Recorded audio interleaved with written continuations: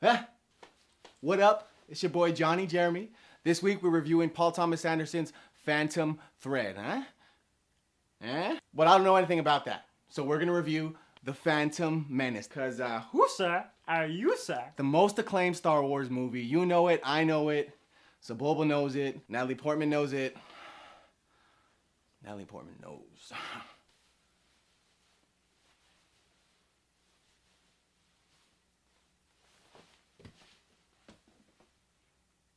What the fuck are you doing?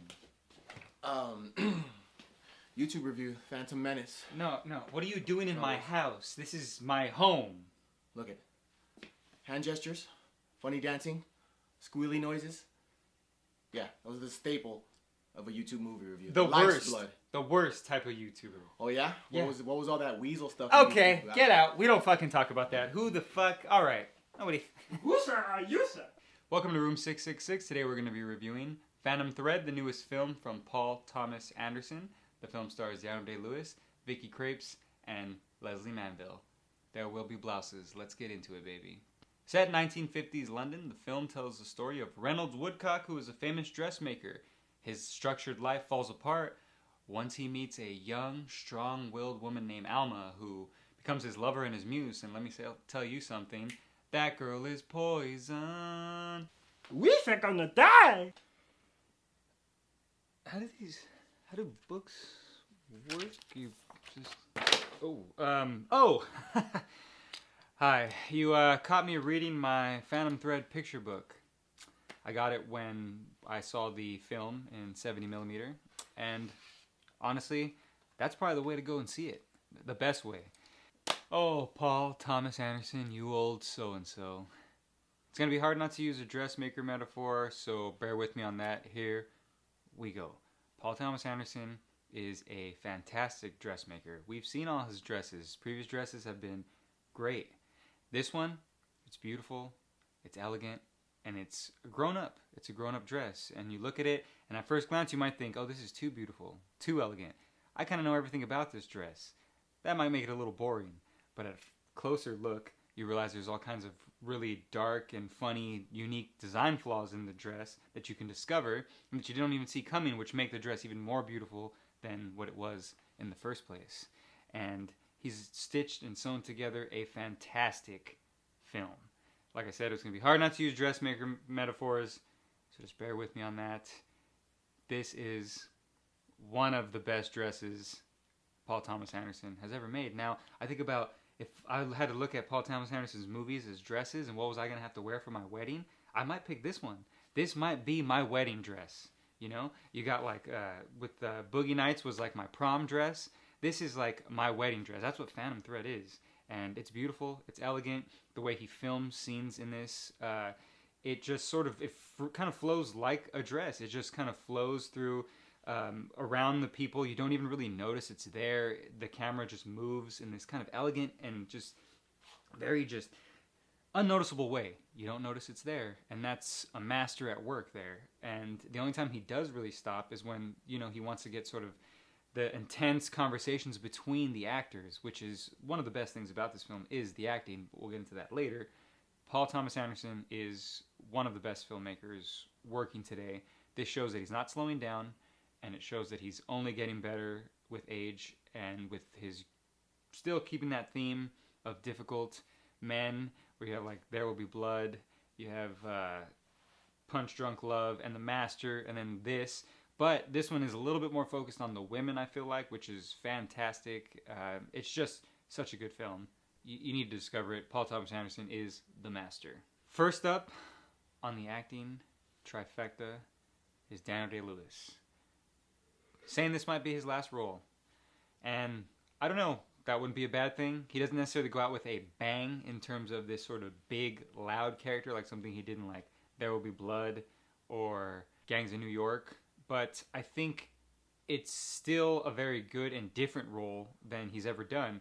He's not a loud, big character, but Daniel Day-Lewis is able to create a character with glances and looks. You know, he's someone who just like, you know, he likes to stare a lot, and you know, because he draws, you know, he makes dresses, and he just sort of likes to look at patterns and designs and different things, and he's always just sort of just glancing and just looking. And I think that Daniel Day-Lewis does a lot with his face in this film, and just with simple looks. Anything that he does with his face tells a story here. And you see films where he's had like quieter moments, quieter characters, like maybe the boxer, or even in The Name of the Father, where he's not really these sort of kind of out of these world physical transformation characters, but they're each very distinct and they're never the same. Even just because his hair is different or something like that, or he's dressed different, that is never really what makes the characters different for Daniel Day-Lewis. I think he really brings different physicalities that you don't even notice until you're really immersed in that character, and then you realize you're like, oh, that's not Daniel Day-Lewis, that's just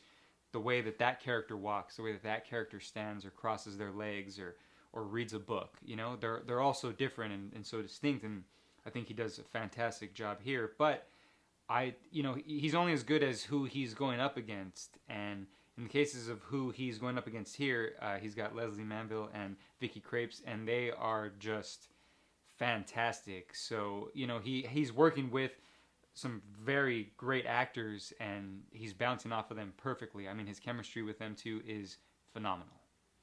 Daniel Day-Lewis, if you're going to retire, that's fine. That's cool. I'll let you slide. I'll let you go. But remember, pal, you owe me. You owe me. Okay, one thing about Daniel Day-Lewis's character is that he is very meticulous, and he's got a schedule and these things that he has to do, and that he has to do them when he wants to do them. And he has a sister who basically helps him keep that order in his life. And she is played by Leslie Manville. And Leslie Manville is fantastic in this. It's unfortunate that she's not getting any sort of awards recognition. I hope that come Oscar season, when the Oscars are announced, she gets a Best Supporting Actress nomination, because she absolutely deserves it. She is just basically like just sharp and just mean, but her facial expressions, I mean, she just is so quick with these kind of one-liners. She's brings a lot of humor to the film, which is not necessarily like, I don't think intentionally, it's just because she's so good at being mean in this film that it's just hard not to laugh, because she just kind of makes these uncomfortable situations with her being so blunt and saying what is on her mind to either Daniel Day-Lewis's character or Vicky Krieps' character.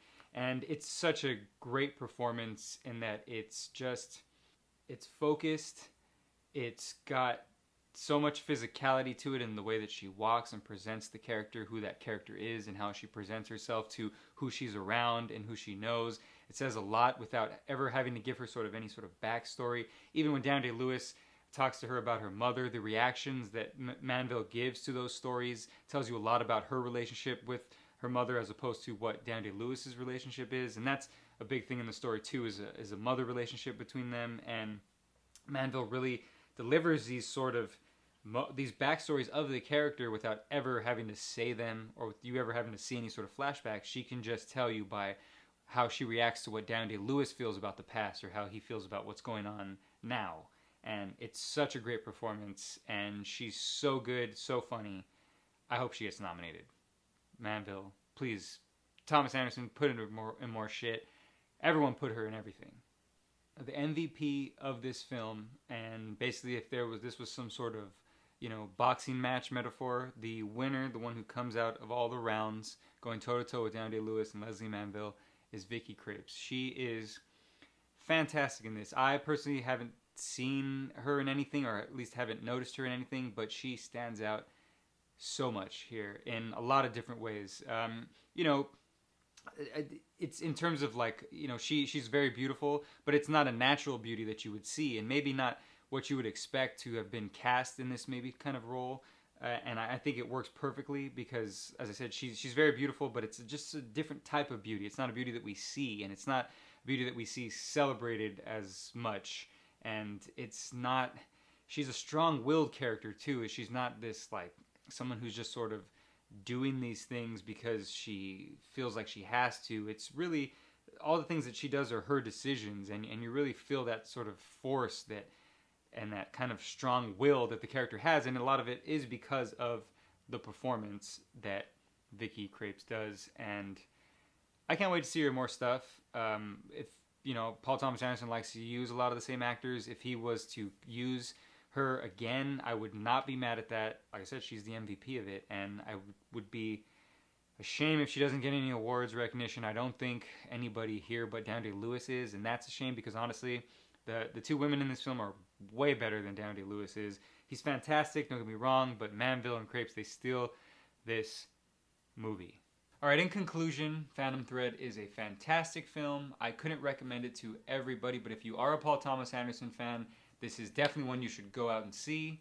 It is in line of something like There Will Be Blood in The Master. It's more of that style than it is like Boogie Nights, but that's not a bad thing. That is a fantastic thing. It only means that he's getting better as a filmmaker and he's not slowing down or getting boring. So please go check out this film. It would have made my top 10 in 2017 had I seen it then. I unfortunately wasn't able to get to it till this year, but hell, this might be the last time we see Down Day-Lewis act in anything, so that's another reason for you to go right out and see it. But that's not the only reason. All the other actresses, Leslie Manville, Vicky Krieps, they are all fantastic in this. If you saw the trailer and you think like, oh man, that just looks like some boring kind of Oscar bait thing, it is not at all. In any sort of way, you'll have no idea where this film goes, and that's the best part about it. Go check it out. You don't gotta watch movies to be a YouTube movie reviewer, baby. See, that.